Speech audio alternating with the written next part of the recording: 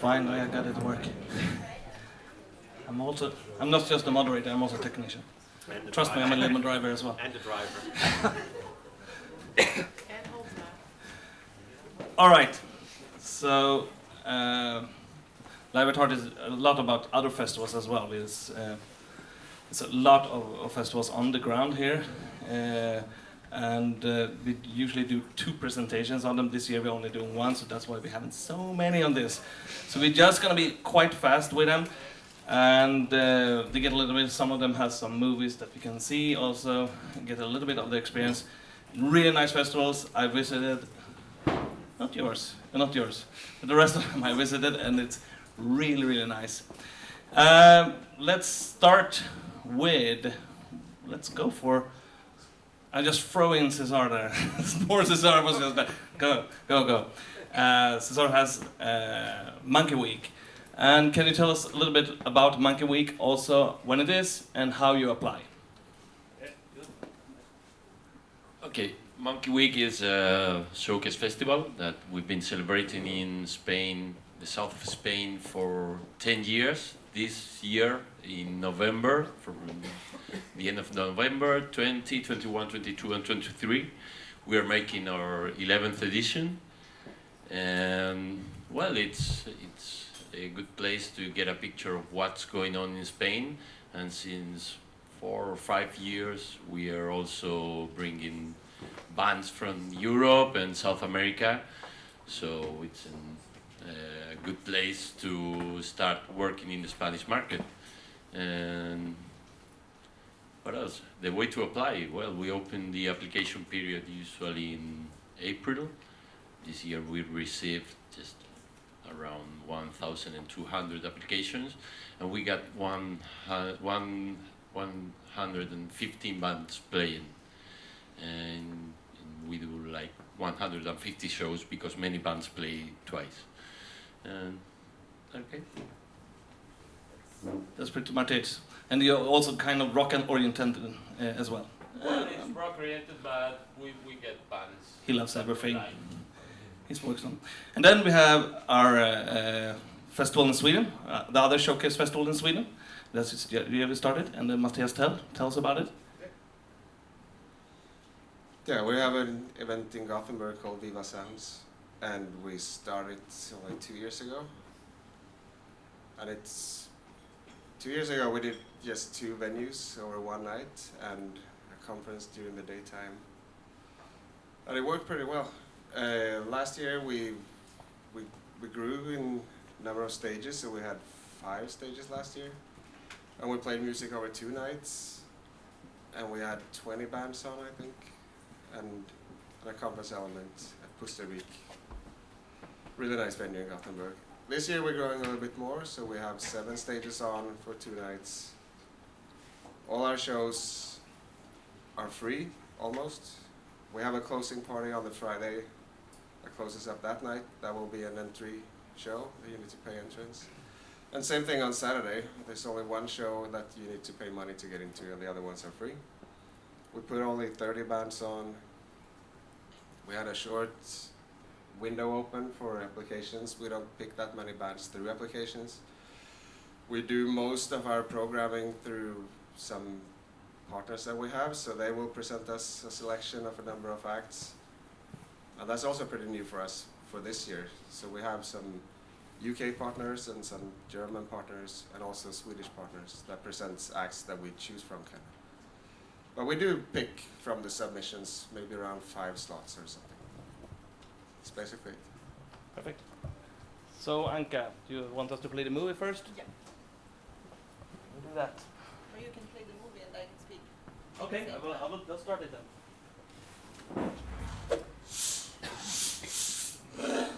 Hi, so I'm coming from Bucharest, Romania, and before speaking about our conference and showcase festival, I want to give you a short overview about the country, because probably you're not very familiar with it. The recording industry has a value of approximately 31 million euros per year. The main streaming player is YouTube. Spotify just entered our country 1 year ago. Like, who knew? I mean, maybe you knew because you're Romanian, but I didn't know. This is my first time here. It's like an amazing music industry that I was really unaware of. Like, great artists, labels, managers, a real infrastructure that maybe I wasn't expecting. We also have an exhibition of musical instruments and equipment. We started this year. It's my first time at this event. I think it's fantastic. It's very, very well attended. I know the numbers are up from last year. It'll continue to go up. The audience is great. They ask great questions. The speakers, the caliber of speakers is incredible. I've just seen Scott Cohen giving his keynote speech, which was amazing. And he's always amazing, Scott. So, yeah, congratulations to all the organisers. It's fantastic. I will be back.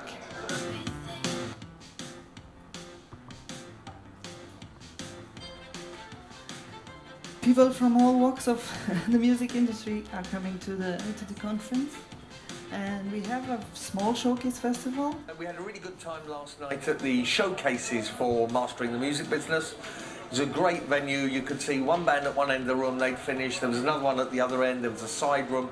So it was very convenient to get to see loads of the artists. There was some great artists, and because it was very easy to network in the space and the artists were there, everyone paid attention and you got a really good community spirit going.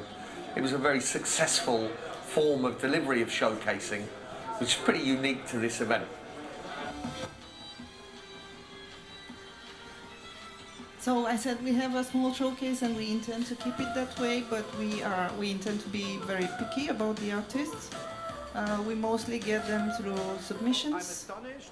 It's the good thing. It's totally funny, and it's on a very high level. It's small, but you're getting in contact with so many interesting people. So it's better than every medium or whatever.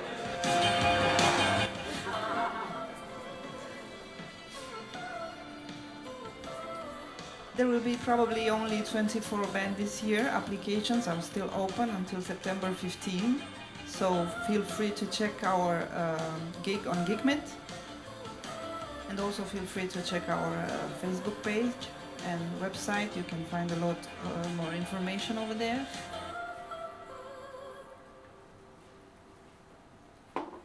So, a little bit about the Romanian music industry, 1 more minute if I am allowed. Yep.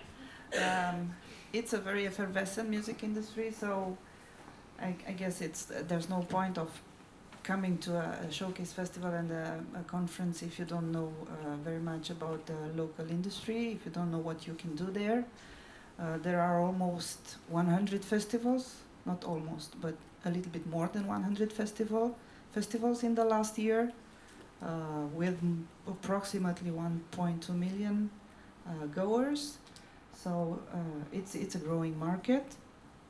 Almost in the last year, almost 12,000 are the concerts and different shows and events with artists. So it's a lot happening in Romania. So you should try and check it out. And what a best way to do it than coming to our next edition of Mastering the Music Business that will be in March between 17 and 19. Thank you. Then we go to Ruud. Do you want me to play the movies first? Well, I'll tell a little bit about it first, Yep. anyway. So we then play the two behind each other. So I'll just explain the first video, the second video, and then we can play the two behind each other. Yes. Okay.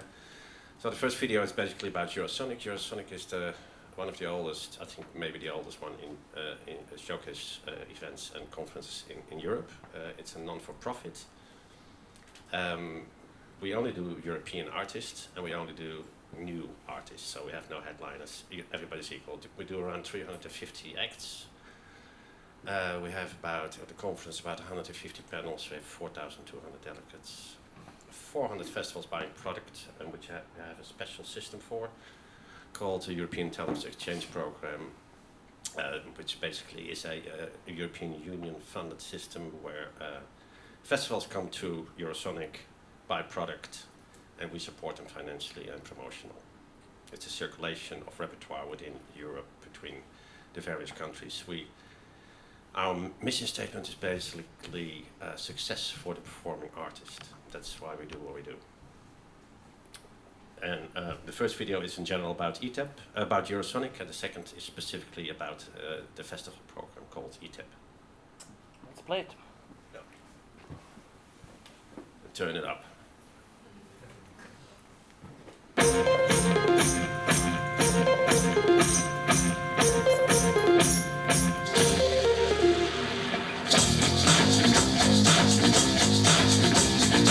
Yeah, Stephen O'Reilly from IE Music. We manage Robbie Williams, Passenger. Clementine Brunel, I work at Coda Agency, I'm a music agent. Duncan Smith, I'm Senior Music Supervisor at PlayStation. Cindy from Madco Festival in Madrid. Tom Windish from Paradigm. Every time I come to Eurosonic, I'm learning new things. Really like networking, meeting interesting people. You get to meet so many people from so many disciplines. Being able to just meet those people within the space of emailing them and 10 minutes later you sat beside them is great. You can do a huge amount of business here in 2 or 3 days. This is a great place to see new things. Even though I've been in the music industry for almost 15 years, I can still learn something new every day.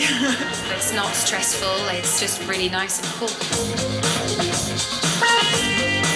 You can see a lot of great new bands, and this is important to support new bands and to have them at festival. The showcases are really well attended. Good sound, bands play on time. Everything runs like clockwork. And the quality of the bands is very, very high. I feel that it really helps me with my summer bookings. I think it's only going to get bigger and bigger. If they can get any bigger, I don't know. I think at any stage in anyone's career, putting the time and investment into coming to conferences like Eurosonic, it's always worth it. Closest thing to South by Southwest, but a European. Come to Eurosonic, what do you have to lose? It's fucking fun. I wish it was warmer.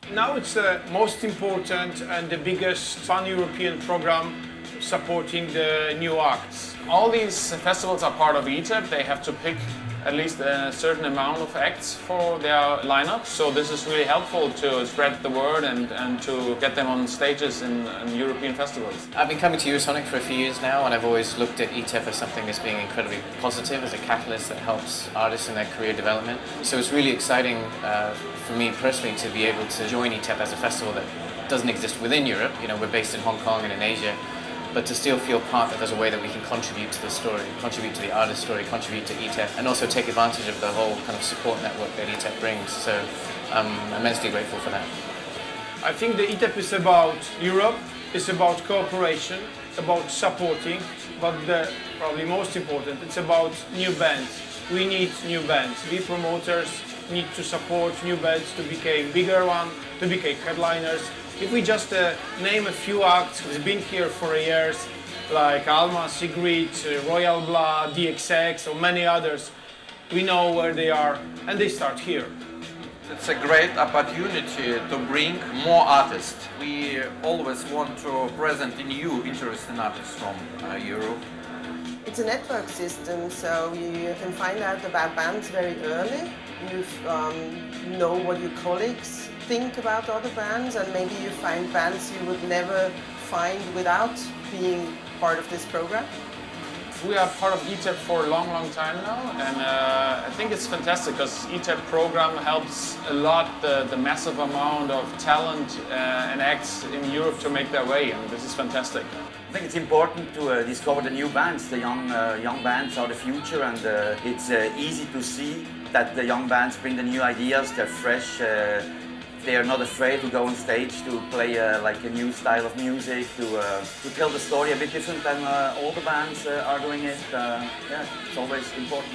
I decide to book artists when I have that gut feeling that they're they are really good, but it's also a lot of factors like who are they managed by, who's their booking agent, who's talking about them, if there's a buzz around them, and if you have the feeling there's something about them which the audience will like. I book a band because I've seen them live and I'm convinced that it's a good show and that it's good fit also for the program. And it's a lot about feelings. If I go to the show and I can feel something. I think ETEP is opening the door for a band, but afterwards it's the job of the band.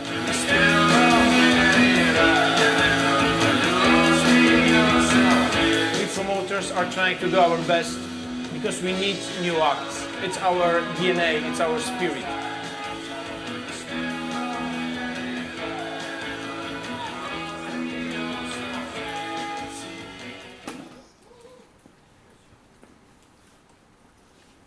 So that's what it's all about, new bands. And, make our own mid-size acts, make our own headlines for tomorrow. That's our mission. And submission is closed, I'm sorry. You have to go for next year. Yep. Goes Andy. Hello, so I'm Andy Jones. I'm the co-founder and music booker for Focus Wales, which is the showcase festival for Wales. We've been going now, well, next year's our 10th edition of the festival. We now involve 250 bands over 3 days, 3 days of conference too. It's about 300 performances in total, so lots of music spread across the town of Wrexham in North Wales.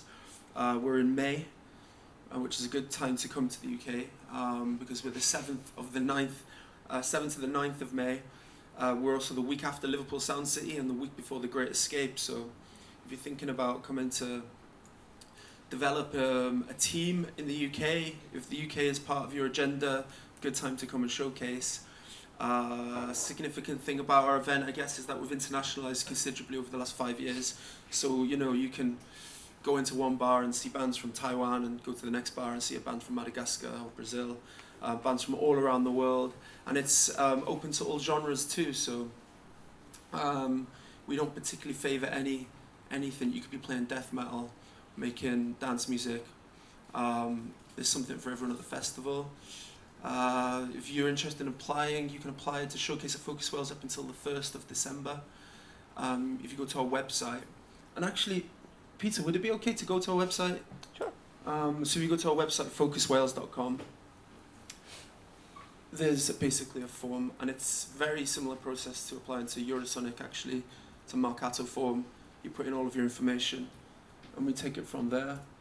But there's actually a video there, just below, conveniently hidden, which we should probably fix. No, just below.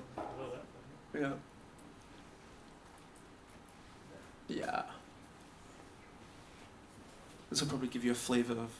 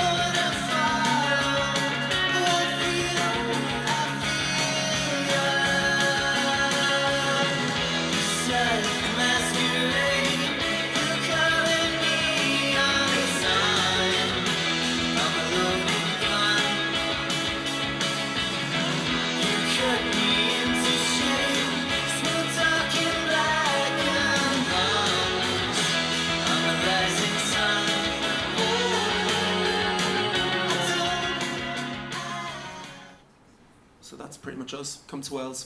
See you in May. What? So I'm Chris. I run a music conference and showcase festival called Pivotal, which happens in Birmingham in the UK. This year is our 2nd year, and it was the kind of first industry event to happen in Birmingham for over a decade. Before that, kind of everyone just drove past Birmingham as they went past.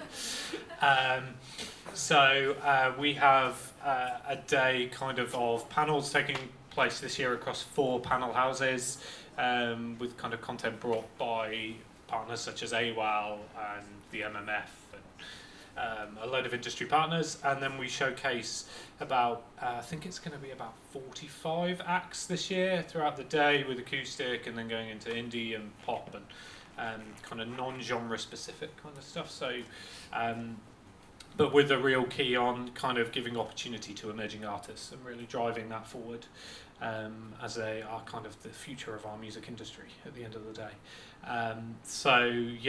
Last year we had 250 delegates, and I think this year we're on course for about 400 to 450, with a plan to be 2 days long next year. And yeah, you can generally, this year we haven't actually taken applications this year because our partners have brought forward some great acts and really exciting stuff. But generally there's an email, you can just email showcase applications to info@pivotalmusic.co.uk generally, with SoundCloud links and YouTube and stuff like that, and we kind of take those into account as we're booking. Good. Hi, my name is Goriana, and I represent the PIN Music Conference, which is happening in now North Macedonia in Skopje. It's taking place from 28th until 30th of November. It's usually like that, the last weekend of November. Wanted to say that I'm glad that this year we became part of the INES project, which in my opinion is really good, and especially I'm really glad that it started to spread all through the Balkans, because it's really important to us as like our music scene, I wouldn't say industry, it's still quite opening towards Europe, and this is really important. So basically that's why we started to do the conference, so we can open it up a little bit more towards the new trends and the things that are happening, and especially to show that to the people that are living there, and to broaden their borders, and especially also to the artists. So the concept of the conference is quite cozy. It's happening only in one building. There is the panel program, and at the showcase it's like at most 25 artists, so we choose the artists very carefully, and especially because the Macedonian audience is not very prone to be open to new acts that are coming, so we need to like really choose carefully and to try to push them like, hey, you like this, so we are careful in that. So the good thing is that geographically it's really in good position, because in a way it's like west meets the east place. It's like in the crossroads, so you have chance to meet a lot of promoters that are coming from south, from the east, like from Turkey, from Georgia. Last year we had the team from Basiani, and they had like a really good discussion of how they started to do the whole revolution there with the electronic music and the scene. So yeah, and the panels that we have, we tackle like really also social themes. So like we want to show, it's so the conference basically it's more like a social movement, and also like good music. So come to PIN. So now you have it. Is there any questions? There's no questions on this panel. It's like they give. There's one. This was the video. Hello, I'm Shaldo. I'm a rapper from the UK. I'm part of the INES program as well, and one thing that I've noticed is for hip hop and the sort of music I make, I would love to be on as many showcase festivals as possible, but it seems it's always more geared towards rock, indie, metal, singer-songwriters, that sort of thing, and there seems to be a lot less opportunities for hip-hop artists, and I find it worrying and disappointing in a way, because obviously you only get a certain amount of time on the INES, and I want to make the absolute most of that. So I guess my question is, what's the best way for an artist like me to approach people like you, despite the, and show that it's different and it's maybe not what is expected of hip hop and that, you understand? We usually have, she couldn't come this year, we usually have a lady here that runs New School Roots in Rotterdam, which is the biggest urban festival. She couldn't come this year,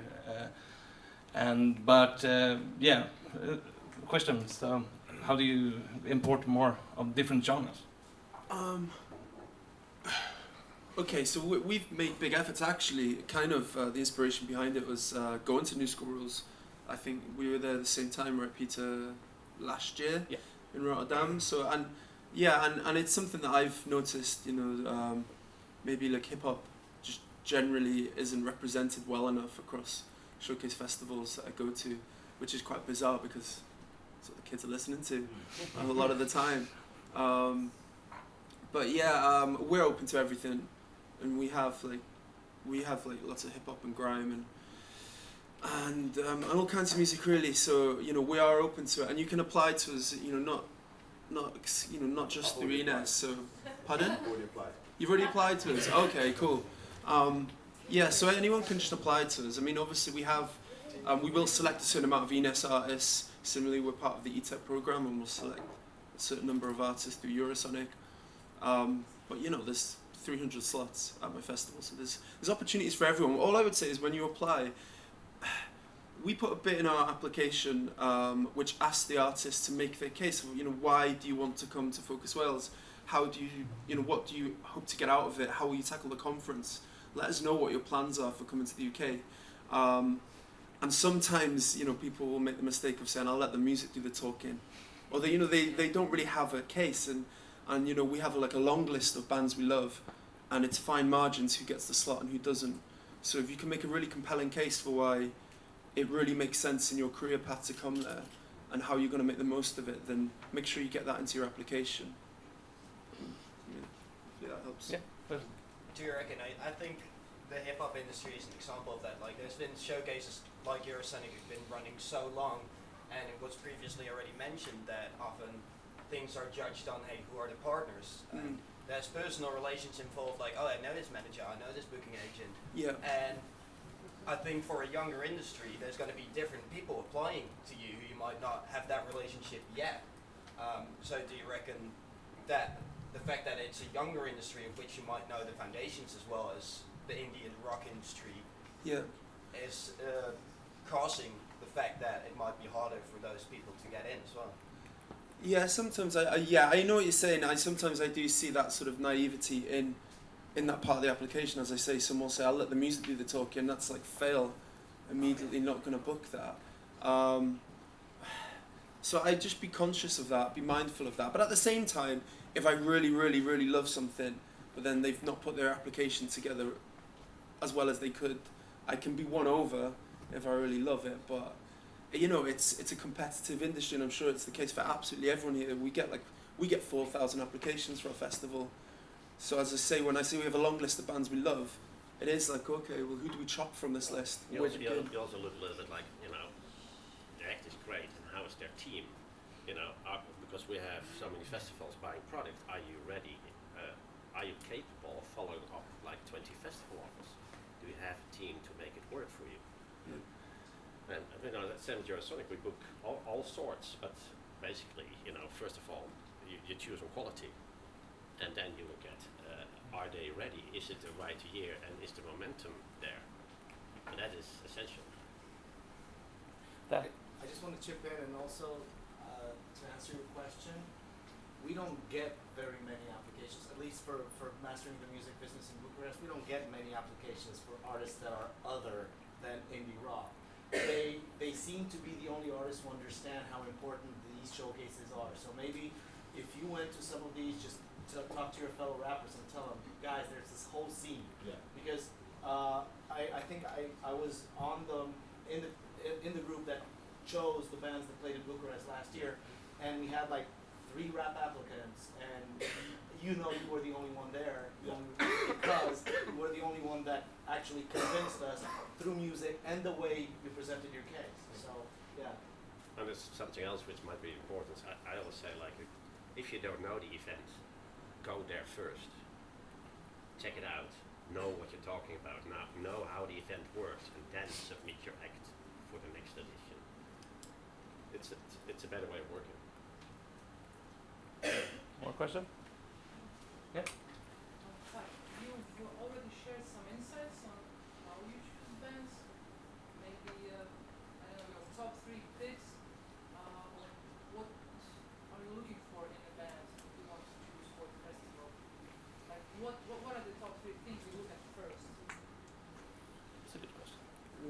Go to Anca. Hi.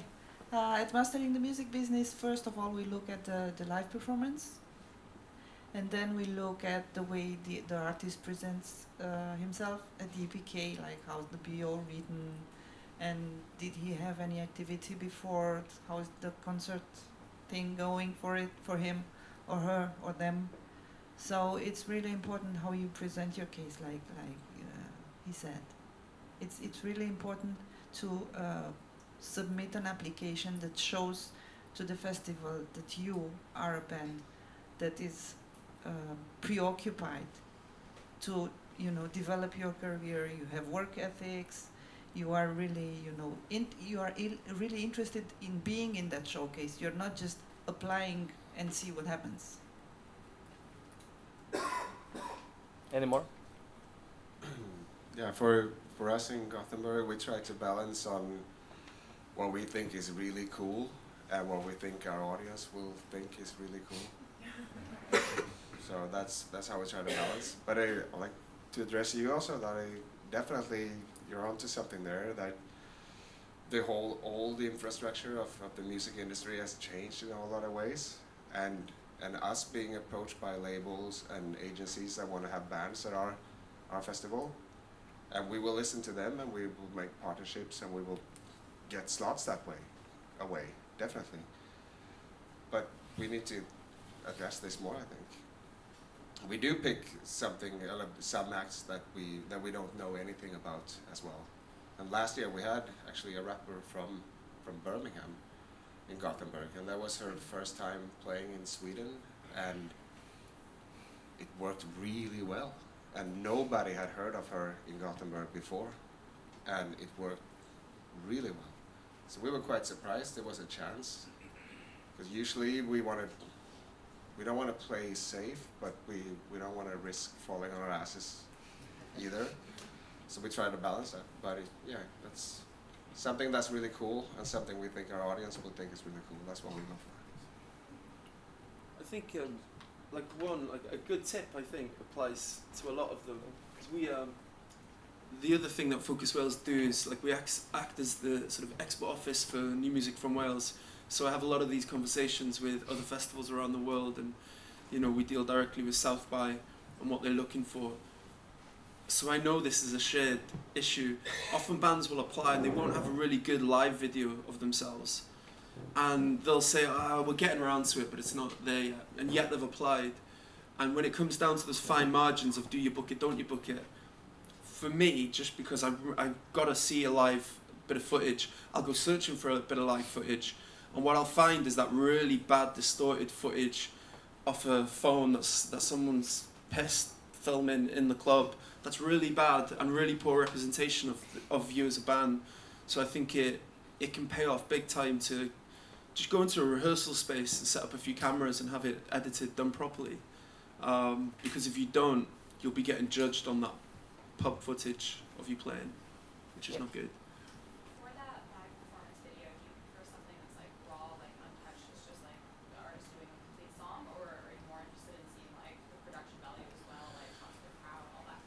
I want to see what they're going to put on the stage, yeah. So I don't want to be tricked. I want to know what is it that they're going to come and bring to showcase. And that's, when I'm speaking to the South by guys, that's the conversation they're having with me. Is it going to be 6 people on the stage? What venues are we going to put this band into? How's it going to work? So you want to get. I guess the artist needs to get across how capable they are as a live act. And 1 or 2 songs will do fine. Yeah. Any more questions? Yeah. I just wanted to comment about the unofficial showcasing of South by and Folk Alliance International. If you don't get hung up on if you don't get an official showcase, that doesn't mean it's a waste of your time to go there. And there's also things you can self-organize or improvise while you're there. We don't particularly like that. Okay. Well, other festivals are different. So. Yeah. Well, South by doesn't like it. Reeperbahn doesn't like it. Eurosonic doesn't like it because it's diffusing. And if other people go to unofficial showcases, that also means they don't go to the act who are playing in your official lineup. It's sort of parasites in a way. Well, when it works best is when the official showcases are, say, at night, say 7 to midnight, and the unofficial ones are like during the day when people are just walking around eating No, we don't do tacos. that. We have the conference. So at Eurosonic, if we have the conference on, we have nothing else on. If we have the bands on, we have nothing else on. So Because I personally think it's an insult for an artist to play they spend a lot of time and money and energy to get to do that showcase, and if there's something else competing with their show, it's unfair. So we put a lot of time and energy and effort in there to keep it, no competition. We don't allow pirates as far as we can control it, of course. And we focus on the acts we have in our official lineup, and we focus on results for them. And that's difficult enough. There is a nuance to that though, because what you're getting at is, do you just go anyway? Which is really interesting, because I'll speak to bands and they'll say, I really, really want to be at Eurosonic, or I really, really want to be at South by, or really want to go to the Great Escape, and then they won't get they don't get selected because it's competitive. They maybe just miss out. They're probably on the list of bands they like, but then they won't even go. Like no one will go, and that's a Welsh band going down to Brighton. It's not too difficult. But and then I say, well, why did you want to go? It's like we want to maybe meet some agents and labels and people to grow the team. But the concept is just not even there that they might maybe between the band pay for the lead member to go down and do some networking and maybe grow the team.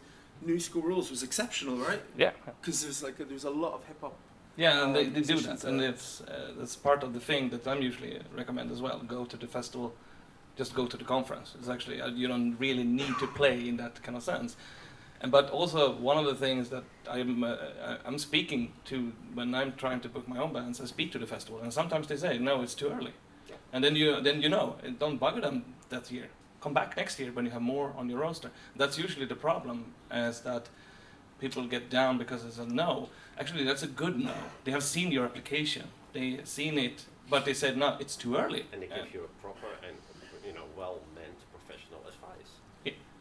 And I think that's very important. But it's also very important that if you go to an event and you don't know anybody and you have your artist performing there, the chances of success are way lower than if you prepped yourself, you went a year earlier, you built up a network, you know who's who. Because in our industry, it is a given fact that people, if they don't know you, it's very hard to work with them. They have to know you. And also how to navigate. Many bands that apply here says, is it a good spot? I don't know. Depends on who is up against you. Depends on where is it close to the conference part. Is it early? If it's early, it might be good from the conference part because then you can draw people. It could be like a spot in the middle of the night. Could be good. I think it's also interesting if you go to panels like this, to showcase events like this, how many emails do you get from artist managers who have a band performing in a festival? I had 3. You know what I mean? You know what I mean? It's really weird.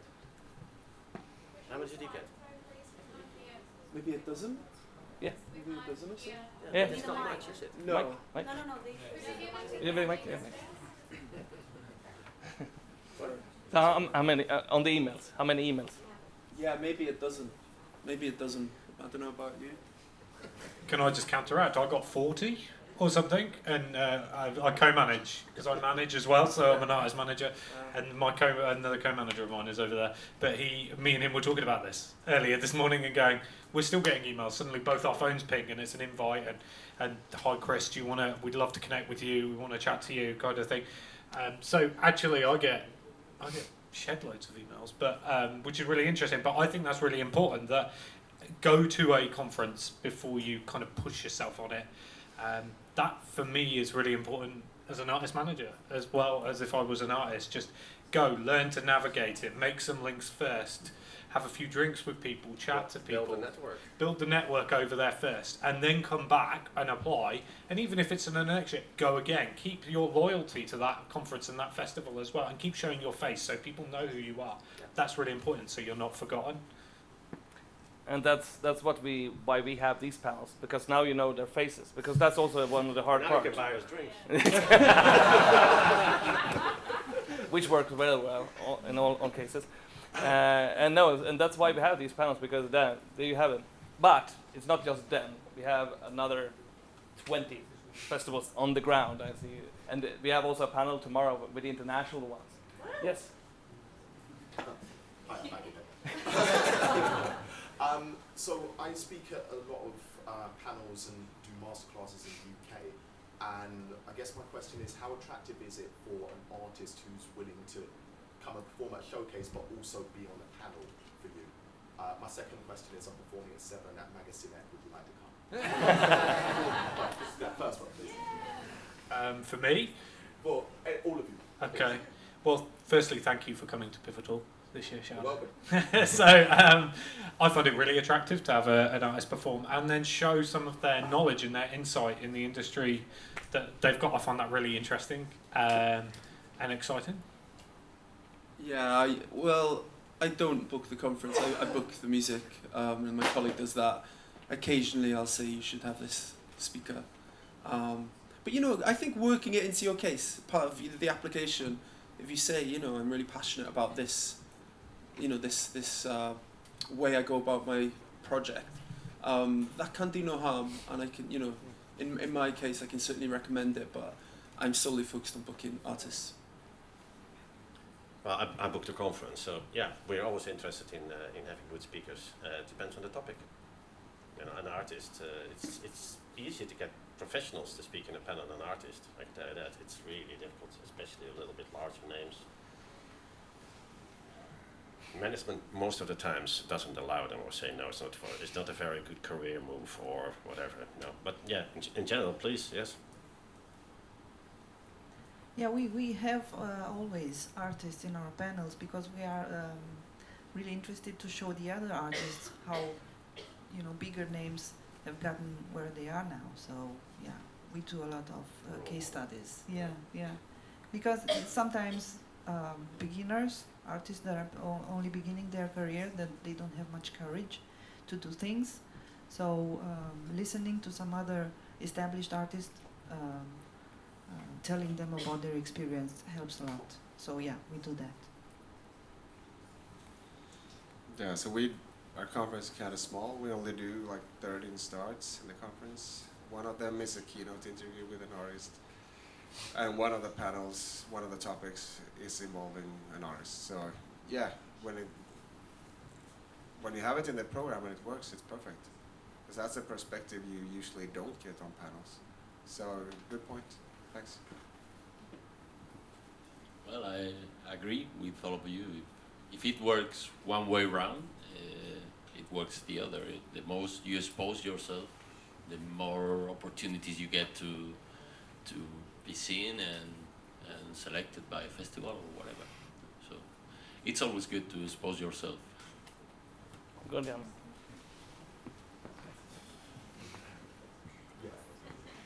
This reminded me, we usually have, and that's like the opening panel, which we have the first day. It's promoters vs artists, and it's usually very scandalous because like we have the view of the artists and then of the promoters, and usually they fight, so it's really interesting. But it's in Macedonian. Maybe we'll try and do it in English as well this year. It's really fun, always. Yes. So there's more. Yep. I've been holding my arm way around. You talked about some urgency, right? Like as a like festival, you want to have this sense of, oh, this band is ready for it, or this band is like, what is the bigger picture?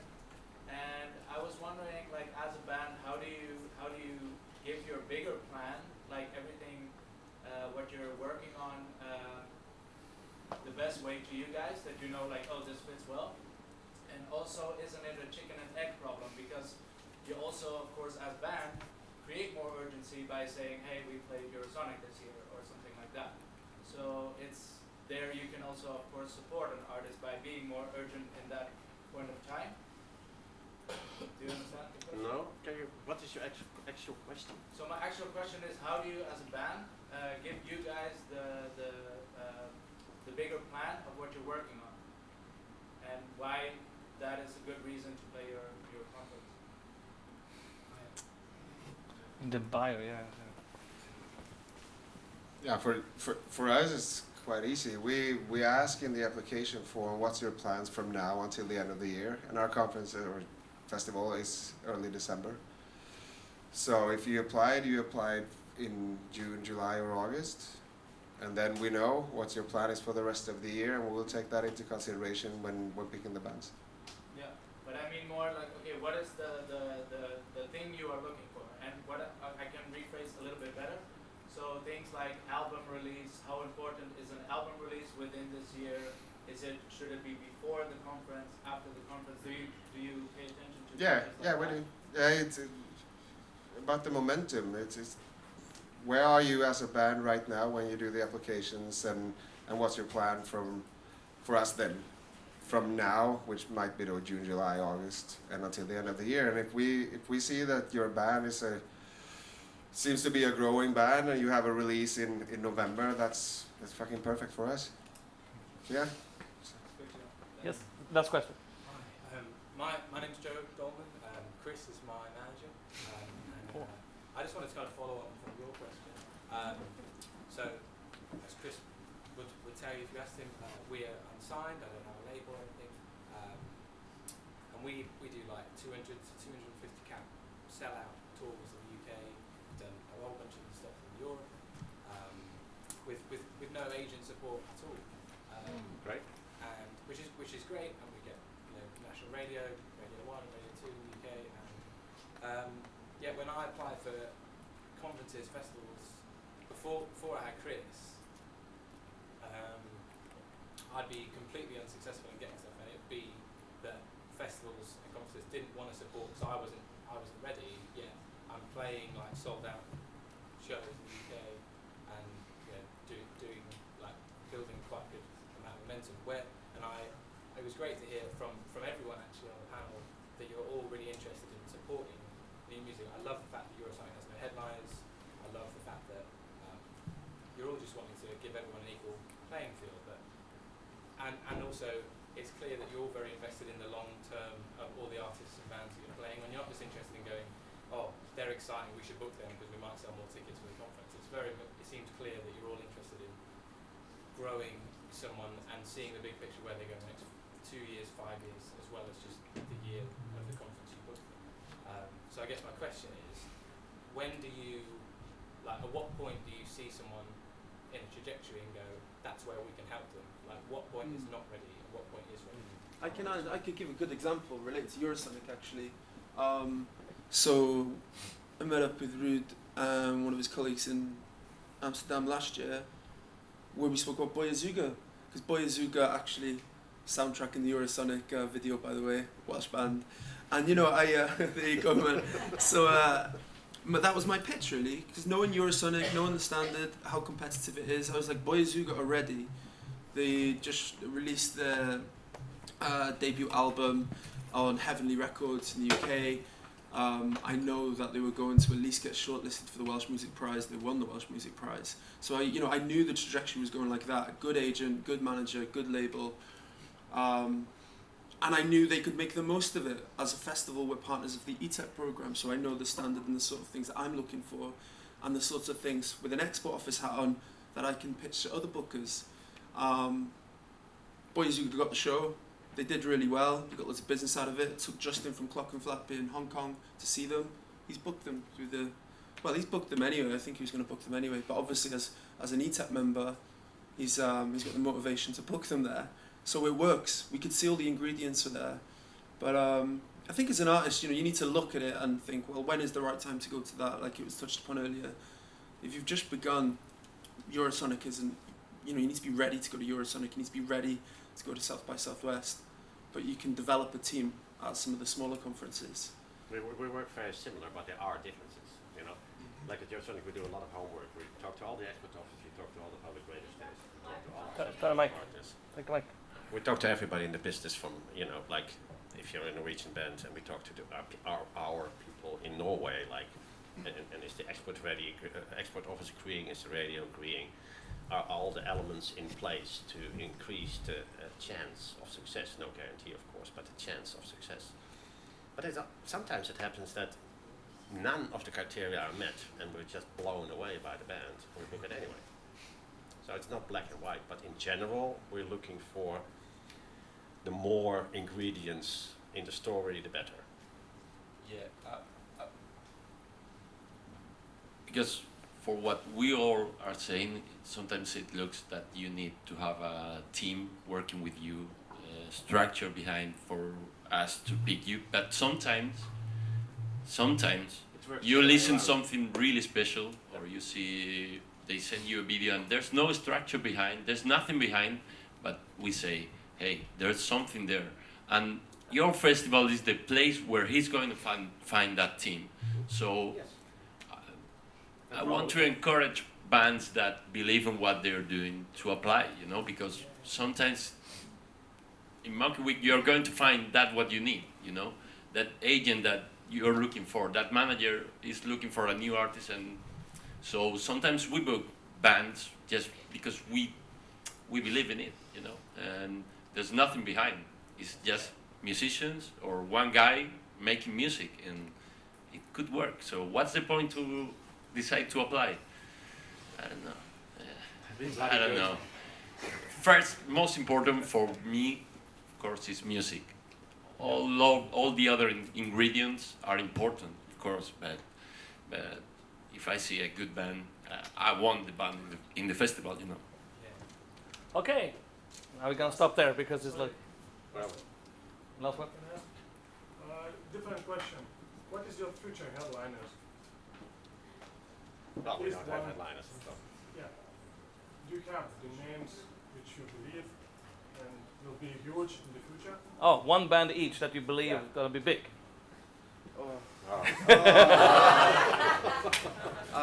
I haven't announced my showcase people yet, so I'm staying quiet. I'll make it easy. The number one in the ETIP charts is Fountains DC.